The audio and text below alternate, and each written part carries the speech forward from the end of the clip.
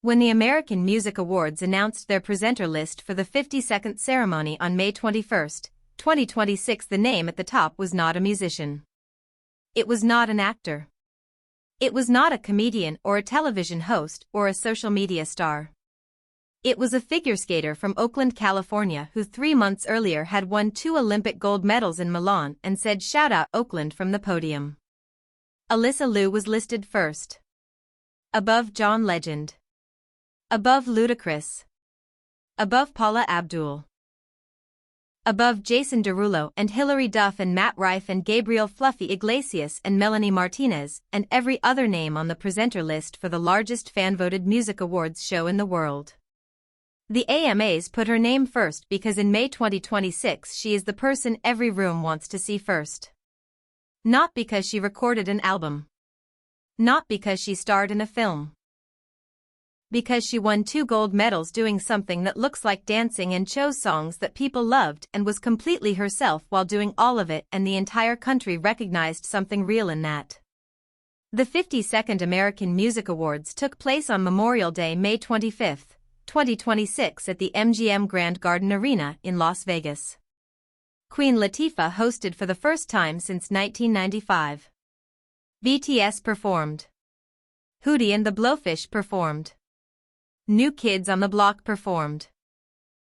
Billy Idol received the Lifetime Achievement Award and performed a medley of his hits. Cat's Eye performed. The same Cat's Eye whose member Megan Skeendeel had appeared alongside Alysa Liu in Latifah's Mad Woman music video just 6 weeks earlier. The same Cat's Eye whose connection to the Wazian representation conversation in that video had been praised widely by fans. On the AMA stage, Cat's Eye performed without Manon Bannerman, who is on hiatus from the group. The rest of the members brought the performance they are known for. Taylor Swift led all nominees with 8 nods. The nominations covered the eligibility period from March 2025 through March 2026. Her Artist of the Year was not being awarded here, that had already been given at the iHeartRadio Awards in March.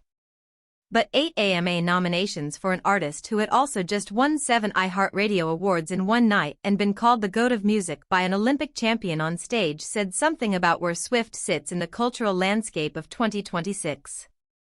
And the Olympic champion who called her the GOAT of music was now on the same stage presenting awards. Alysa Liu walked the blue carpet at the MGM Grand Garden Arena in Las Vegas wearing an all-black ensemble. Not a gown. Not a formal red carpet moment. An all-black ensemble featuring a cropped jacket and an asymmetrical skirt with leather details and silver chains. The kind of look that communicates fashion fluency without performing it. The kind of look that says, I understand what this occasion calls for and I am wearing what I actually want to wear within that understanding.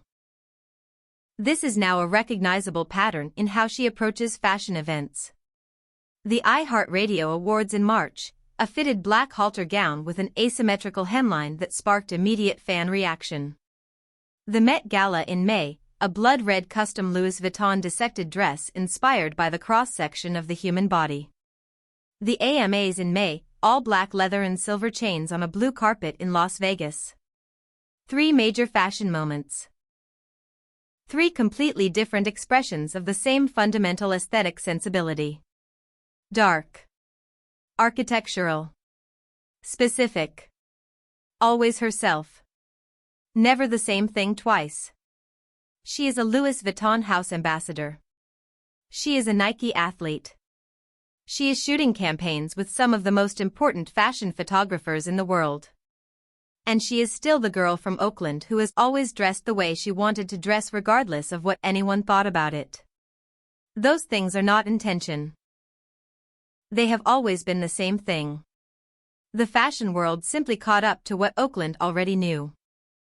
She ascended the stage at the MGM Grand Garden Arena and said what she said. She said, "Music plays an important role in my life as an athlete. It is how I connect and share my art with the audience." 10 words that are more precise than most athletes would manage about the role music plays in their performance. She is not saying she listens to music to pump herself up before a competition. She is not saying she likes good songs. She is saying music is how she connects. It is the medium through which her athletic performance becomes communication. It is the bridge between what she is doing on the ice and what the audience is feeling in the stands.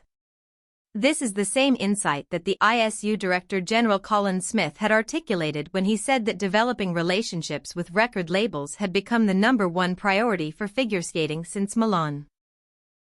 The same insight that had been demonstrated in practice when Promise by Latifah surged 67% in streaming after she skated to it at the Olympics. When MacArthur Park by Donna Summer hit #1 on digital sales after her free skate. When Stateside by Pink Pantheress and Zara Larsson hit #1 on Spotify US after the exhibition gala. She said it in one sentence on the AMA stage, and anyone who had been paying attention to the post-Olympic conversation recognized that she was describing exactly what had already happened and exactly what would keep happening every time she chose a song and skated to it. Music is how I connect and share my art with the audience. She then presented the Best Rock Alternative Artist Award to 21 Pilots. 21 Pilots. The Columbus, Ohio duo whose music has been described as genre-defying, whose fan base spans demographics in ways that most artists cannot manage, whose songs have been used in figure skating programs by multiple athletes over the years. When she read their name from the envelope, she was completing a circle that nobody had drawn intentionally, but that was there anyway.